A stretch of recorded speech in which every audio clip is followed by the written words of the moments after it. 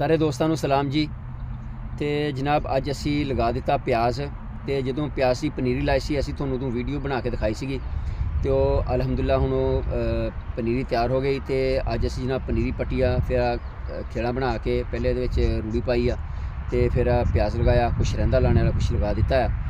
तो वो ना घरों कहते सी कि जनाब दफ़ा मारो की लाना तुसीं प्याज, एवें इन्ना खपदे रहिंदे हो, जो प्याज तुहाडा आउंदा तो उदों उहनूं पुछदा कोई नहीं, 15-20 रुपए किलो हुंदा ते मुੱਲ लै लवांगे। तो मैं आखिया गल ये कि अगर नफ़ा नुकसान देखिए ना तो जमा तकसीम करिए तो फिर तो वाकई कुछ नहीं पल्ले पैंदा। लेकिन हर जानदार की जिद्दां एक फितरत होंदी तो किसान की भी एक फितरत है कि उन्हें हर चीज़ ना बीजनी जरूर आ, भावें नफ़ा होवे तो भावें नुकसान होवे। तो इस वास्ते असी ना इंशाअल्लाह बीज दिता। तो बाकी अल्लाह मालिक आ तो अपने घर के खाण जोगा होएगा।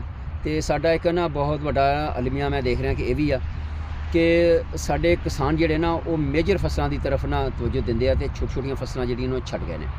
तो अच्छा असी भी हुण कणक बीजी आ पिछे, तो कणक दे विचों असी तकरीबन 10 मरले जगह ना रख लई है।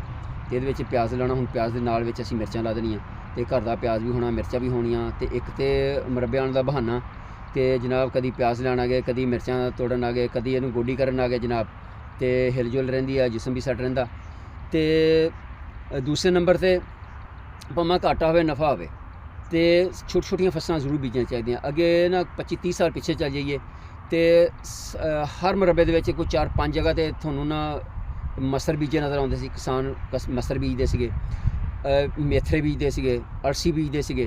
तो अगर कणक की जगह ना भी रखते सीगे ना तो जिहड़ा मोढा कमाद हुंदा सी पछेता, ਉਹਦੇ ਵਿੱਚ ਪਛੇਤੀ ਅਲਸੀ ਦਾ ਛੱਟਾ ਦੇ ਦੇਣਾ ਜਾਂ ਮੇਥਰਿਆਂ ਦਾ ਛੱਟਾ ਦੇਣਾ, ਉੱਤੋਂ ਪਾਣੀ ਲਗਾ ਦੇਣਾ ਜਾਂ ਬੱਤਰ ਹਾਣੀ ਤੋਂ ਉਹਦੇ ਵਿੱਚ ਹਲ ਫੇਰ ਦੇਣਾ ਢੱਗਿਆਂ ਦੇ ਨਾਲ।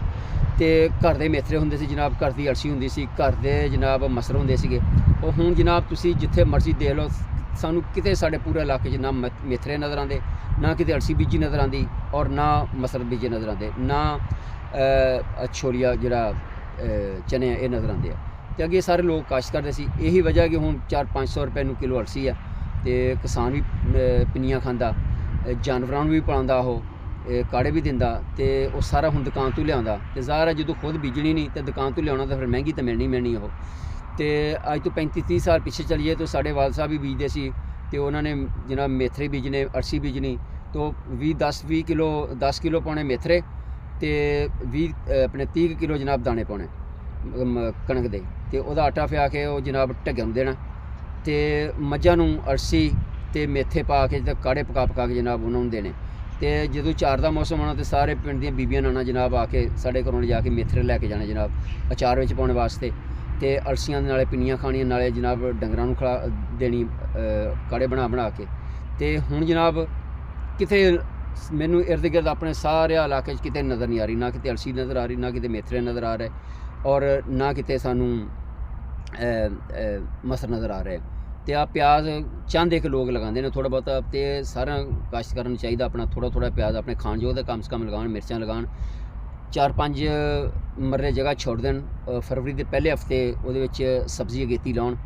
तो चलो तुसी आप खाओगे, कोई थोड़ा आंढ गवांढ खाऊगा, तो कोई रिश्तेदार खाऊगा। तो नाले तो जनाब थोड़ा जिहड़ा तुसी बाहर खरीदनी उस तो बचोगे, भावें सस्ती होएगी लेकिन घर दी खाओगे ना तुसी सकून दे नाल। तो इस चीज़ों वास्ते सानू तवज्जो देने की बहुत ज़्यादा जरूरत है कि असी मेजर फसलां भी साडा उहदे विच तो घाटा पैंदा ही है ना। कंदम नूं किहड़ा कोई पुछया, कमाद नूं किहड़ा किसे पुछया। तो जे उहदे विचों अगर असी कनाल एक जगह रख लवांगे तो कोई फर्क नहीं पै चलिया, तो वह ज़्यादा तुहानूं मुनासिब भी रहेगा और फायदेमंद भी होगी। तो इस वास्ते साडे किसानों को इस चीज़ की तरफ तवज्जो देनी चाहिए कि छोटी छोटियां फसलां मसर, अड़सी, मेथरे, छोलिया वगैरह, प्याज, सब्जी जिहड़ी है गर्मियां सर्दियों की जरूर लगानी चाहिए। तो ये साढ़े अपना भी फायदा, साढ़े आले दुआले सजना का भी फायदा, कोई यार वेली भी खाएगा, कोई रिश्तेदार भी खाएगा, कोई आंढी गुआंढी भी खाएगा। तो थोड़ा अपना भी अच्छा वक्त गुजरेगा। तो वीडियो जनाब पसंद आए तो शेयर करो, लाइक करो। तो बहुत शुक्रिया, अल्लाह